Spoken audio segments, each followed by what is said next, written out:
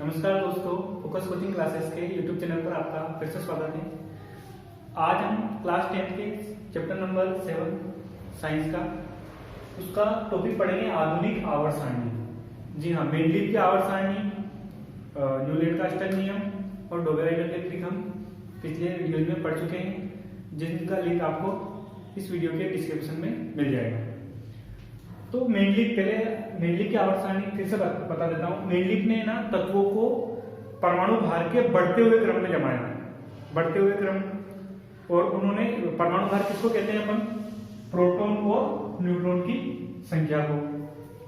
तो परमाणु भार का कहीं खंडन भी करना पड़ा उन्हें, एक जैसे गुणों को वाले तत्वों को एक साथ रखने के लिए। अब उनके बाद में आए वैज्ञानिक हेनरी मोजले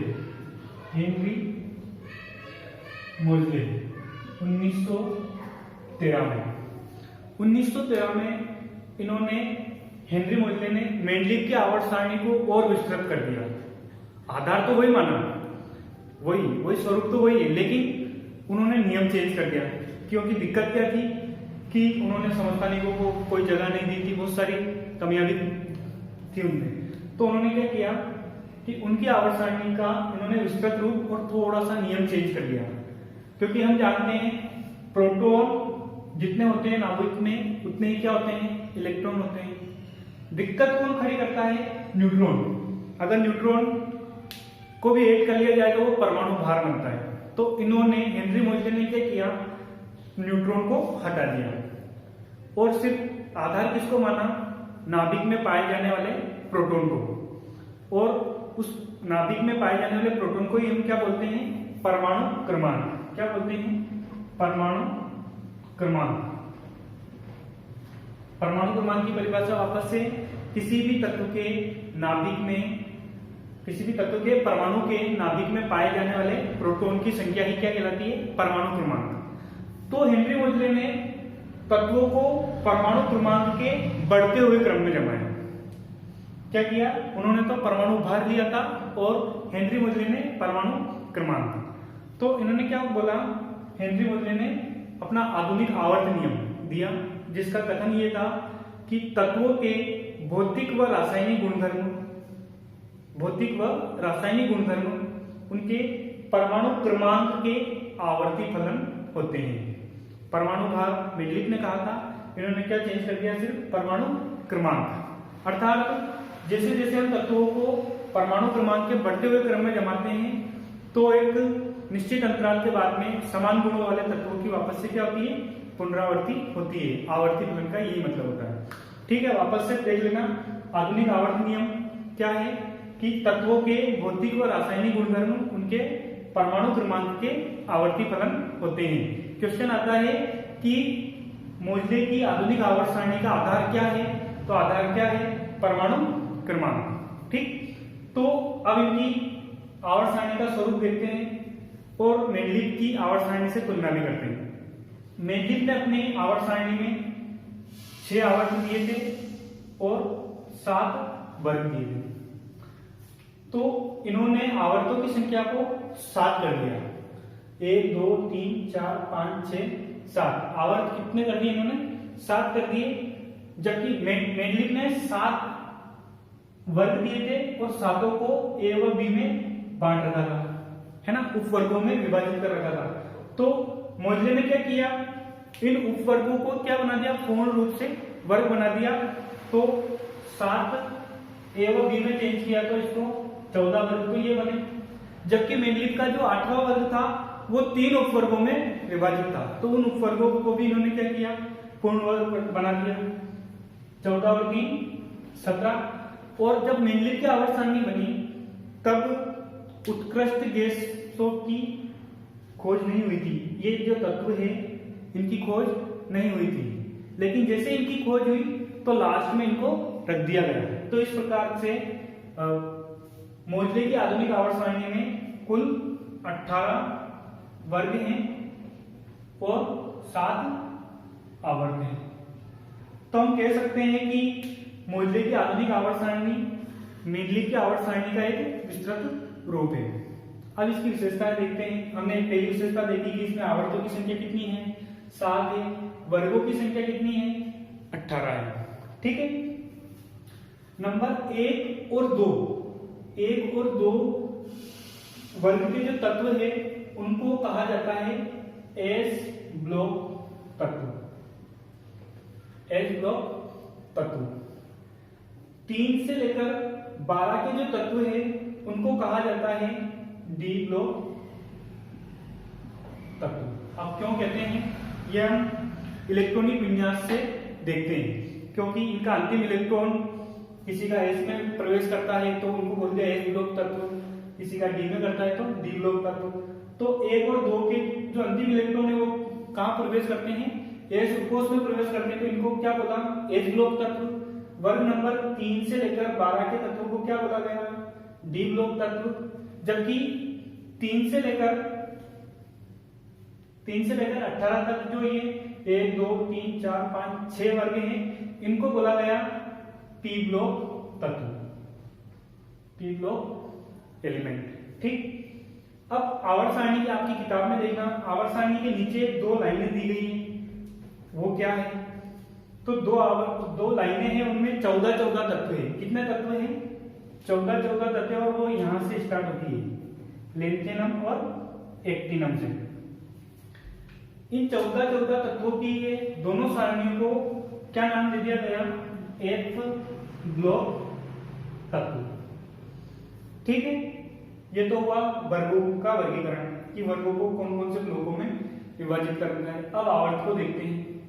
तो आवर्त में पहला जो आवर्त है उसमें सिर्फ हाइड्रोजन और हीलियम है। ओनली कितने तत्व है, 2 तत्व है। इसे बोला गया अति लघु आवर्त। क्या बोला गया, पहले आवर्त को क्या बोला गया, अति लघु आवर्त। जबकि हम देखते हैं दूसरे व तीसरे आवर्त में तत्वों की संख्या इसमें भी 1 2 3 4 5 6 7 8 और इसमें भी तीसरे आवर्त में भी 8 है। तो दूसरे व तीसरे आवर्त में तत्वों की संख्या कितनी है, 8 है। इन दोनों को क्या बोला गया, लघु आवर्त, लघु आवर्त। ठीक है, अब चौथे और पांचवें आवर्त में 18 तत्व थे, तो इन्हें बोला गया दीर्घ आवर्त। क्या बोला गया, दीर्घ आवर्त। ठीक है, जबकि छठे और सातवें में 14 तो ऑलरेडी है, और लेंथेनम के बाद में यहां पर स्टार्ट होती है लेंथेनाइट श्रेणी। यहां पर आता है पहला तत्व लेंथेनाइट श्रेणी का है सीरियम, और सातवें आवर्त के एक्टिनम के बाद में यहां पर स्टार्ट होता है एक्टिनाइट श्रेणी, और इसका पहला तत्व है थोरियम। ठीक है, लेंथेनाइट श्रेणी, लेंथेनम के बाद में जो तत्व आए उनको अलग से रख दिया गया, एफ ब्लॉक तत्व के अंदर अलग से श्रेणी बना दी गई। लेंथेनम के बाद आने वाले श्रेणी को तो बोल दिया गया लेंथेनाइट श्रेणी, और एक्टिनम के बाद में आने वाली श्रेणी को बोल दिया गया एक्टिनाइट श्रेणी। इन श्रेणियों में 14 तत्व थे, तो 18 तो ये, और इसके बाद में 14 ये, कितने हुए 32। और इसी प्रकार सातवें आवर्त में भी 32 तत्व। तो छठे व सातवें आवर्त में 32 तत्व है, इसलिए छठे व सातवें आवर्त को क्या बोला गया, अति दीर्घ आवर्त, अति दीर्घ आवर्त। ठीक है, ये तो हो गया आवर्तों को कैसे। एक बार और वापस से समझ लेना, लेंथेनम के बाद जो तत्व आए उनको कहां रख दिया गया, लेंथेनाइट श्रेणी में, अलग आवर्त सारणी के नीचे। जबकि एक्टिनाइट के बाद में जो तत्व आए उनको कहां रख दिया गया, एक्टिनाइट श्रेणी में। ठीक है, अब ये जो आवर्त हमने पढ़े, आवर्तों का सीधा सा मतलब ये है कि कोष की संख्या। जैसे यहां पर ये नाभिक, ये इसका पहला कोष, मतलब कि पहले कोष की अगर बात करें तो हम कौन से आवर्त में है, पहले आवर्त में है।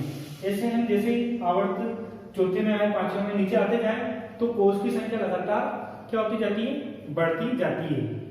आवर्तों का मतलब क्या लगाया, कोष की संख्या से।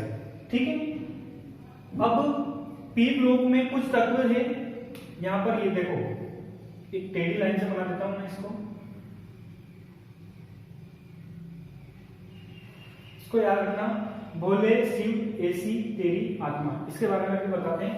लेकिन वर्ग नंबर 1 के जो तत्व है उनको बोला गया क्षारीय धातु। क्या कहा गया? क्षारीय धातु। जबकि वर्ग नंबर 2 को बोला गया क्षारीय मृदा धातुएं। ठीक, वर्ग 1 व वर्ग 2 की बात हो गई।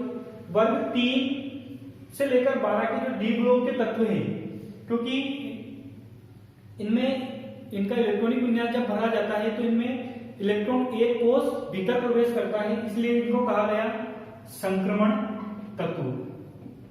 संक्रमण तत्व। जबकि वर्ग नंबर 13 से लेकर 18 तक जो पी ब्लॉक के जो तत्व हैं इनको कहा जाता है निरूपक तत्व। निरूपक तत्व।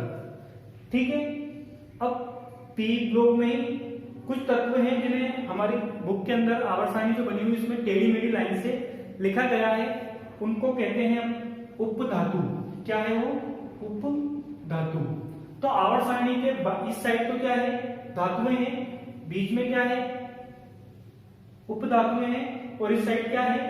अधातु। क्या है? अधातुएं हैं इस साइड। ठीक है, इस प्रकार से इसको बनाया गया है। अब आप क्रमांक 92 के बाद में जो तत्व आए उनको कहते हैं टेरा यूरेनियम तत्व। ठीक है, तो हम देख लिया इस साइड तो कौन होता है? धातु होती है। ये जो टेढ़ी लाइन जो बनी हुई है ये धातु और अधातुओं को अलग करती है आवर्त सारणी के अंदर। ठीक है, जबकि हमने वर्ग के अंदर किस प्रकार से इनको ब्लॉकों में बांट रखा है ये भी देख लिया। इस प्रकार से हमने ये पूरी आवर्त सारणी पढ़ ली है। उम्मीद है आपको समझ में आई होगी।